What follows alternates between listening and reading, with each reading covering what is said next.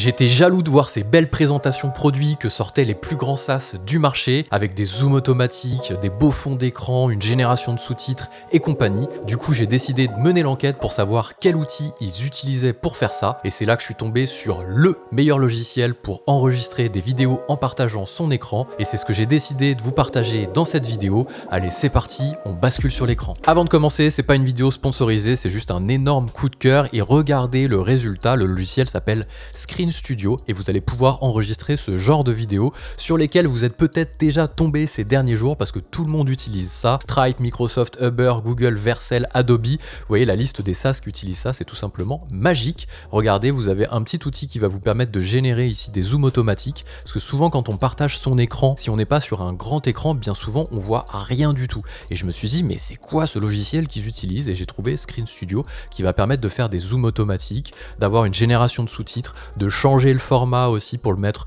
directement en mode vertical. On va tester ensemble ce logiciel que j'utilise déjà depuis plusieurs jours. Je vous parlerai du prix à la fin, vous allez voir, il y a une belle surprise aussi à ce niveau-là. Alors le logiciel s'appelle Screen Studio, il est directement installé sur le Mac, uniquement disponible sur Mac, hein. Désolé à nos amis Windows. Voilà la fenêtre qui s'affiche ici, c'est directement accessible dans un petit logiciel installé sur l'ordi. Vous l'avez aussi dans la barre d'adresse directement, vous allez pouvoir lancer un enregistrement à tout moment, c'est assez facile, un petit peu comme Loom. Et vous allez pouvoir sélectionner l'enregistrement que vous la fenêtre que vous voulez partager, soit votre fenêtre entière, soit votre écran entier, soit une fenêtre en particulier qui est lancée sur votre ordinateur, soit une zone que vous allez pouvoir sélectionner, et même enregistrer l'écran de son smartphone avec une belle présentation, on verra ça après. Là ici moi par exemple je voudrais, je vais prendre un exemple, de faire un petit tuto sur le serveur Discord. Ça n'a rien à voir, hein, c'est pas pour faire la promotion du serveur Discord, c'est vraiment pour l'exemple. Je vais lancer l'enregistrement de la fenêtre de Discord, donc je choisis Windows ici, je choisis d'enregistrer la fenêtre Discord et je lance un enregistrement. Il va se lancer au bout de quelques secondes et je vais faire comme si je voulais montrer quelque chose. Bon, c'est le Baptiste du montage qui prend le relais là sur cette vidéo. Je suis complètement dégoûté parce que je me suis rendu compte que mon logiciel OBS n'avait pas réussi à enregistrer proprement le passage où j'enregistre mon écran sur Screen Studio. Je suis désolé, je vais juste couper le passage où j'enregistre la vidéo et on va faire un saut dans le temps pour vous montrer le résultat directement sur l'éditeur Screen Studio. Rassurez-vous, vous perdez rien, c'est un enregistrement d'écran classique. On bascule sur la partie où je vous montre tous les réglages qu'on peut faire à l'intérieur de Screen Studio. Ça permet d'échanger entre hop, des zooms quand je change un petit peu et que je navigue avec ma souris. On voit qu'il y a un beau curseur qui s'est généré automatiquement. On va aller dans les réglages après, vous inquiétez pas, on va tout détailler, vous allez voir, c'est vraiment un outil incroyable. Je continue juste de vous montrer l'expert ou entre personnes qui ont des intérêts sur des logiciels. Et après, vous posez votre question directement. Rezoom ici, vous voyez, ça suit mon curseur en zoomant. Le problème qu'on a lorsqu'on partage son écran, et on l'a d'ailleurs, et vous devez l'avoir là, sur cette vidéo-là, parce que j'utilise OBS qui n'intègre pas du tout ces fonctionnalités de zoom automatique, c'est que c'est parfois un peu petit. Si on n'a pas un grand écran, et si on regarde ça sur mobile, c'est juste illisible. Et on sait que les gens regardent les vidéos sur mobile. Donc que vous vouliez faire des présentations produits pour votre SaaS, des tutos pour votre logiciel ou vos services, des petits guides pour vos collègues ou FAQ pour avoir des questions-réponses pour votre audience ou vos utilisateurs, c'est l'outil parfait, notamment grâce à ses fonctionnalités de zoom. Et quand vous avez posé votre question, vous comptez sur zoom, dézoom, avec un beau fond d'écran ici que vous allez pouvoir changer. On va aller dans les réglages après. Je finis juste de montrer la vidéo. Parenthèse. Voilà. Donc là, je suis arrivé au bout. J'ai la possibilité de changer de format ici. Je regarde un petit peu le ratio qu'on utilise. Donc, je peux me mettre en version verticale. Vous allez voir, c'est magique tout simplement puisque les zooms vont être appliqués aussi dans la version verticale sans que j'ai rien besoin de faire. Si vous faites des vidéos en largeur, on va dire, et en verticale, vous savez que c'est un enfer pour gérer l'ordre multiformat. Et ici, vous avez la possibilité de naviguer dans les salons et de poser vos questions. La petite fenêtre en bas, c'est mise en plus petite. Je vais éviter de parler en même temps que ma vidéo, sinon vous allez rien comprendre. Le zoom a été fait automatiquement de la thématique. Ça permet d'échanger entre experts et il remet une belle fenêtre derrière avec le beau fond gradient, etc. Donc là, ça c'est la première chose. Changer le format. Donc on peut se mettre en vertical, en version carré, en version classique 4/3, en version 3/4.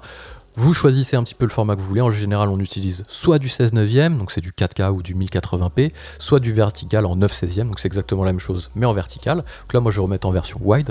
On va pouvoir faire d'autres réglages, donc on va pouvoir cropper s'il y a une partie que vous voulez pas voir affichée. Par exemple, ici, le mode streamer est activé, c'est un petit peu moche, vous voulez l'enlever. Hop, vous avez juste à prendre, clac, votre souris et à confirmer les changements boum, et vous avez ce petit bandeau un petit peu disgracieux qui disparaît. On va pouvoir ici directement avoir plein de menus qui s'affichent à droite pour faire pas mal de choses. Donc le premier menu, Background and Screen, vous allez pouvoir changer le fond d'écran qui s'affiche derrière. C'est un fond d'écran généré, hein. Il n'a pas à récupérer le fond d'écran au niveau de ma fenêtre, c'est-à-dire qu'à tout moment je vais pouvoir changer mon fond d'écran, me mettre sur des choses un peu jolies. Si vous voulez du radiant, vous pouvez mettre sur du radiant ici. Énergie, vous pouvez choisir des choses. Ils ont vraiment bossé sur le design, c'est hyper pratique. Moi je sais déjà comment je vais m'en servir, je vais récupérer les codes couleurs du logiciel que je partage. Là on est sur du Discord, c'est du violet, donc je vais pouvoir les mettre par exemple sur un macOS et aller chercher un peu du violet, si j'ai du violet ici, voilà. Ça, bon, c'est pas très joli, c'est pas le plus joli, mais on imagine l'exemple, peu importe. Vous pouvez rajouter du flou sur le fond d'écran. Vous voyez ici, il y a du flou qui apparaît directement sur le fond d'écran. Vous pouvez rajouter du padding, donc le padding c'est quoi? C'est la place que va prendre l'écran à l'intérieur du fond. Si vous voulez vraiment que les gens voient ce que vous présentez, vous pouvez réduire le plus possible le padding, il faut quand même garder quelque chose de joli.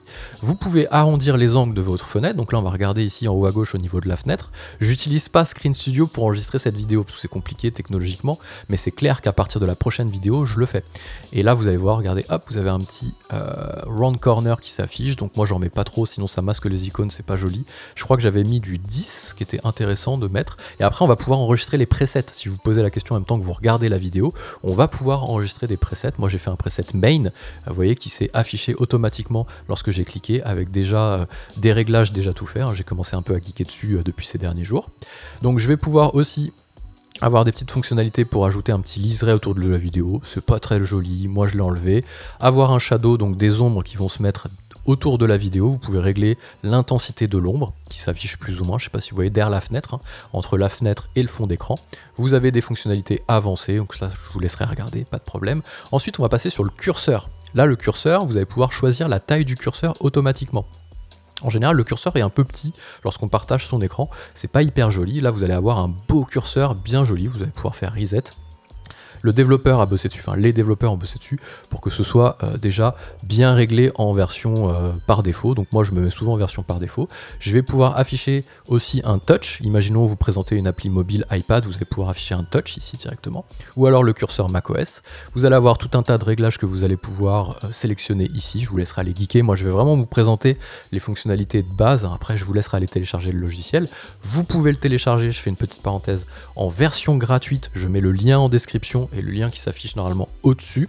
Et après, par contre, ce sera payant si vous voulez exporter vos vidéos. Donc, ça vous permet au moins de le tester. Et vous allez voir, je fais un petit teasing, c'est un achat one-shot, ce qu'on appelle un LTD, un lifetime deal. Donc, c'est-à-dire que vous payez une fois et vous y avez accès à vie ensuite. Petite parenthèse refermée, on va continuer dans les réglages. On passe sur le deuxième onglet qui est l'onglet de la vidéo. Donc c'est ma petite vignette qui s'affiche en bas à droite. Donc je vais pouvoir la changer de place, hein, bien entendu. Ici, je vais pouvoir la mettre soit au-dessus, en fonction de là où vous souhaitez la mettre. Moi j'aime bien la mettre en bas à droite parce que j'ai l'impression que c'est là où ça cache le moins ce qui s'affiche à l'écran. Si vous êtes un logiciel où la barre est plutôt à gauche, vous pouvez vous mettre ici, pas de problème. Vous pouvez inverser la caméra, donc là hein, bien sûr ça fait un effet miroir, bon, vous pouvez ou pas, afficher, intensifier le square, donc le rond, pardon, si vous voulez un effet plutôt loom, vous pouvez vous mettre en mode rond, si vous trouvez ça plus joli vous pouvez aussi. Vous pouvez changer la taille de votre petite vignette, si vous voulez vraiment laisser la place à l'écran. Moi je vais faire un truc, voilà, comme ça je trouve ça assez joli au niveau de l'effet arrondi, et je vais garder ça un peu hop, dans une config que je vais pouvoir enregistrer après, je vais vous montrer à la fin comment on enregistre des configs. Là j'aime bien, je trouve ça plutôt pas mal. Ensuite on va pouvoir utiliser des tailles différentes au moment du zoom, donc là regardez ici, là je suis plutôt en mode grand, donc là c'est la taille principale. Si je me mets en mode un peu plus grand, on va mettre 40 par exemple, lorsqu'il n'y a pas de zoom qui est effectué, et lorsqu'il y a un zoom, boum, je disparais en plus petit. Ça se fait tout seul, c'est automatique, c'est-à-dire qu'on laisse place à ce qui apparaît à l'écran, et on se réduit en termes de vidéo, donc ça se fait tout seul. Et vous pouvez régler la taille pendant le zoom, si vous voulez être encore plus petit pendant le zoom, vous pouvez carrément vous réduire à 40%, ce qui fait que vous serez, pendant qu'il n'y a pas de zoom, assez grand, pendant qu'il y a un zoom encore plus petit, donc ça c'est un peu plus petit, on va vraiment se mettre en reset. Moi j'aime bien les versions quand c'est généré automatiquement, ils ont bossé sur le truc, ce sera plutôt cool. Ensuite on continue dans les réglages, on a bien entendu de la génération de sous-titres automatique, il va pouvoir vous sélectionner un langage ou vous laissez sélectionner un langage, donc là vous allez pouvoir générer un script, vous allez aussi pouvoir lui mettre un prompt par-dessus, vous allez générer un transcript, pardon. Ça y est, il a fini de générer les sous-titres, on va recontinuer la lecture pour vous montrer la thématique. Ça permet d'échanger entre experts ou entre d'autres personnes qui ont des intérêts sur des logiciels. Franchement, c'est hyper précis. Alors le prompt, c'est vraiment pour générer, on aurait dû le faire avant de générer les sous-titres, mais si par exemple vous partagez un logiciel qui a un nom qui n'est pas trop reconnu dans la langue publique, dans le langage commun, dans le langage courant, ça le fait souvent par exemple quand je fais des vidéos sur Pipedrive, il essaye de m'écrire un truc bizarre, Pipe et plus loin Drive, c'est assez bizarre, donc vous allez pouvoir au moment de la génération du script personnalisé lui dire je vais parler du logiciel Pipedrive et l'écrire en toute pièce, comme ça il va vraiment générer le nom dans les sous-titres sans que vous ayez besoin d'éditer. Après vous avez toujours la possibilité d'éditer les sous-titres, vous voyez ici il vous les met automatiquement et vous pouvez très bien venir corriger les sous-titres si toutefois il vous a fait des erreurs. Ici on va pouvoir régler la taille des sous-titres hein, pour que ça prenne plus ou moins de place en fonction de ce que vous voulez mettre en évidence. Si vous passez en mode vertical, parce que c'est beaucoup utilisé le mode vertical, les sous-titres, il va régler automatiquement la taille pour que les sous-titres prennent la place du mode vertical hein. En général les vidéos en mode vertical se regardent sur mobile et on sait que sur mobile les vidéos sont lancées sans qu'il y ait le son pour éviter de déranger les gens autour si vous êtes dans le bus, dans le métro, etc. Donc mettre des sous-titres, c'est vraiment un game changer pour que les gens puissent regarder vos vidéos sans pour autant avoir d'écouteurs ou quoi que ce soit. Donc là vous pouvez en plus régler la taille des sous-titres aussi en mode vertical, ça l'a fait tout seul, ça a réglé sans que vous ayez bien besoin de rien faire.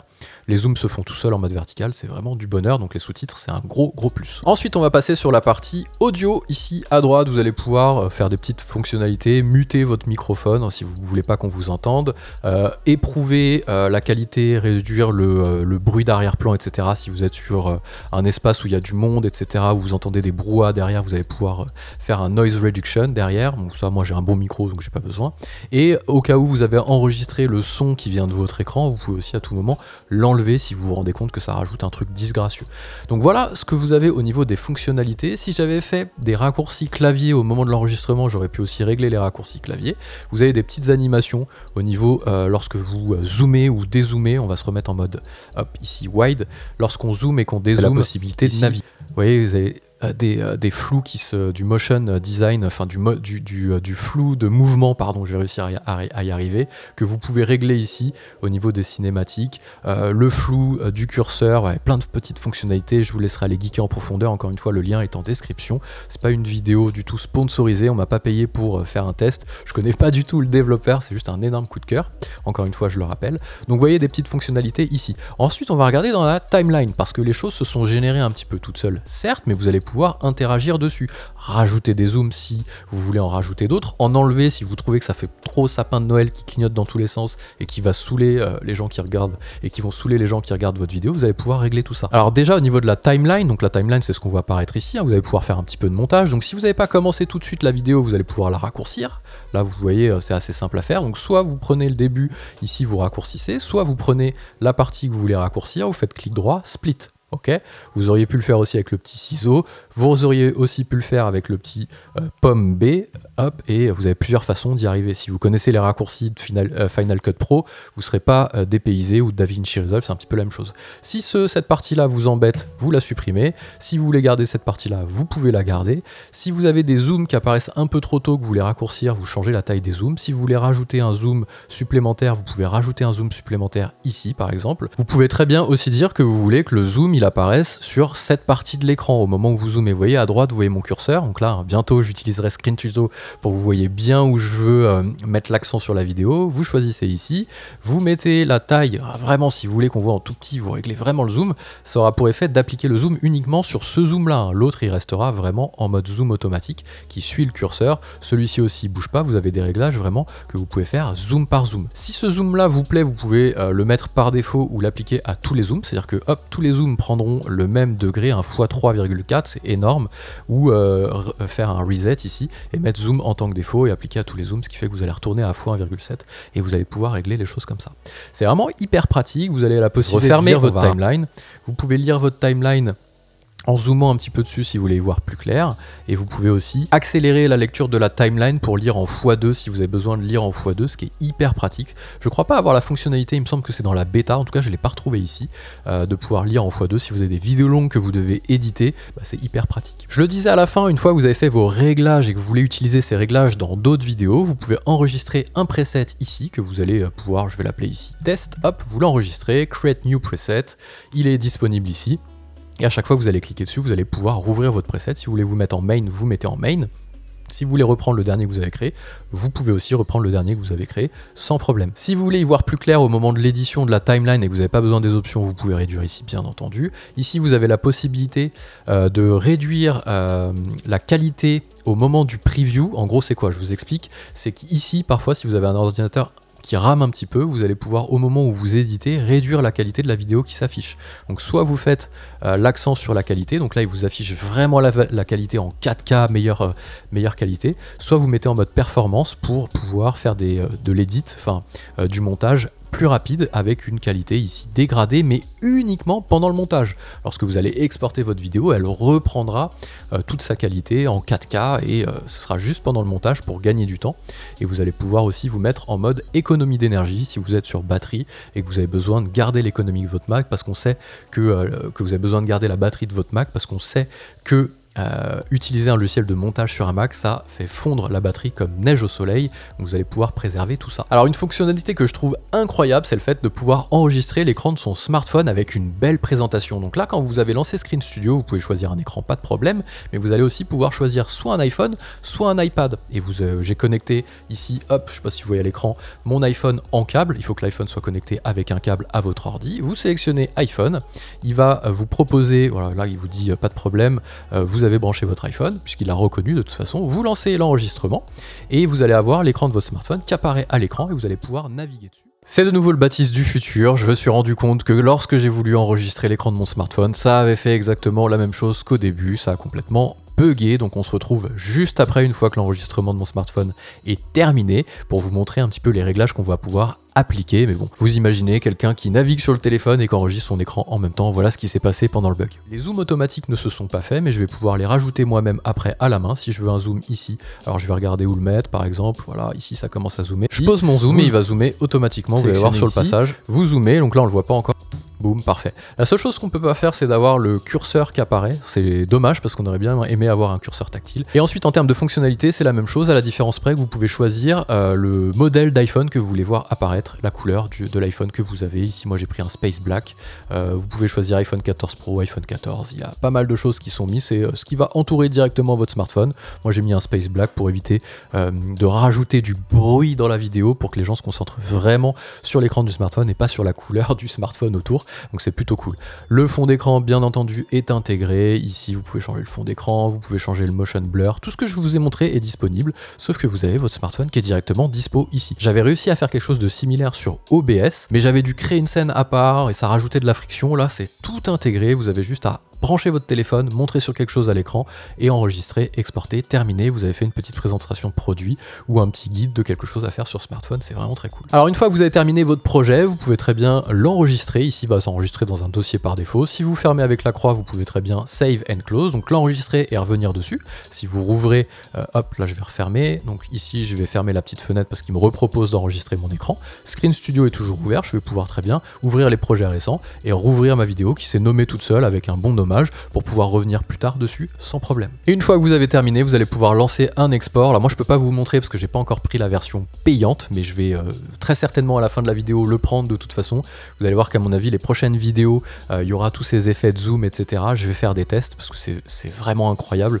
On n'arrêtait pas de me dire mais on voit rien, ton écran est trop grand, c'est pas assez gros, donc j'essayais de zoomer, etc. C'est vraiment parfait si vous faites des tutos comme moi ou si vous faites des petites reviews, si vous avez besoin de présenter votre SaaS, faire des guides, etc. Enfin il y a tellement d'usages, donc une fois que vous avez terminé, vous faites un export et ça va ressembler à ça. Vous allez pouvoir choisir d'exporter en mode studio, donc sans perdre de qualité si vous voulez après le remettre dans un outil de montage pour pouvoir rajouter des vidéos qui viennent d'ailleurs. Vous allez pouvoir directement publier sur les réseaux sociaux, directement publier au format web pour vraiment une prise en charge au format web, ou en web locality, donc si vous avez besoin vraiment d'une vidéo qui est hyper réduite en termes de poids pour pouvoir l'afficher sur votre site par exemple, vous choisissez le framerate, la qualité 480, 720p, 1080p et aussi la partie meilleure qualité possible. Forcément l'export sera un peu plus long, c'est pas forcément fait je pense pour exporter des vidéos de 30 minutes où on fait des longues reviews. Je pense que je vais mixer un petit peu, moi pour mon usage je vous laisserai faire votre propre usage de votre côté, mais je vais mixer un petit peu à mon avis des parties où je parle longtemps, je fais des explications sur OBS et des parties où je fais des présentations produits, voire même des petites previews de logiciels, hein. C'est vraiment axé je pense sur des présentations produits. Je pense qu'il a mis quelques exemples de de gens qui utilisaient ça, vous voyez ici, comment ils utilisent ça chez Stripe, boum, clac, le petit zoom, vraiment des vidéos assez courtes en mode guide, tuto, c'est hyper pratique, voilà comment Stripe l'utilise, Vercel l'utilise aussi, vous voyez par exemple pour faire des présentations produits, c'est juste génial parce que ça crée du dynamisme, ça crée de l'aspérité dans les vidéos, donc les gens ont tendance à rester, parce qu'il y a comme ça des aspérités sur la vidéo, hein, c'est pas toujours le même format, donc il y a un meilleur watch time, un meilleur temps d'attention pour réussir à montrer ce que vous voulez montrer. Et maintenant on va basculer sur la partie prix, je vous le disais, bonne surprise, parce que si on va sur la page pricing, vous voyez que c'est un paiement en une seule fois, vous n'aurez pas besoin de payer tous les mois, vous payez 89 $ une bonne fois pour toutes et vous avez accès au logiciel. Alors il y a une petite particularité que j'ai pas encore creusée, ça explique que vous avez un an de mise à jour inclus, ce qui veut dire qu'au bout d'un an, si vous voulez avoir les dernières versions, il faudra peut-être payer une extension supplémentaire, je ne sais pas encore, je me suis pas encore bien renseigné, mais en tout cas un an de mise à jour c'est déjà très cool. Après vous repérez pas 89 $, je pense pas, c'est pas 89 $ par an, c'est vraiment un an de mise à jour et après certainement un petit montant supplémentaire lorsque vous dépassez un an. Si vous voulez avoir ça sur 3 ordinateurs différents en mode équipe, vous payez 189 $ et vous avez 3 devices sur lesquels vous pouvez l'installer. Et si vous voulez aller plus loin, vous avez une petite partie équipe où vous allez pouvoir contacter le créateur pour qu'il vous fasse un prix sur mesure. Voilà, j'espère que cette petite review vous a plu, c'est ce que je fais sur cette chaîne, je teste des logiciels pour vous partager les meilleurs outils à utiliser dans votre business, que vous soyez une entreprise, un freelance. J'essaie de faire 2-3 vidéos par semaine et un récap tous les vendredis, il y a le lien de la newsletter en description. Si cette vidéo vous a plu, n'hésitez pas à mettre un petit like. Si vous avez des questions sur comment fonctionne le logiciel que je n'aurais pas abordé dans cette vidéo, posez-les en commentaire. Et bien sûr, pour me donner de la force, abonnez-vous à cette chaîne et partagez-la autour de vous. Moi, je vous dis à très vite.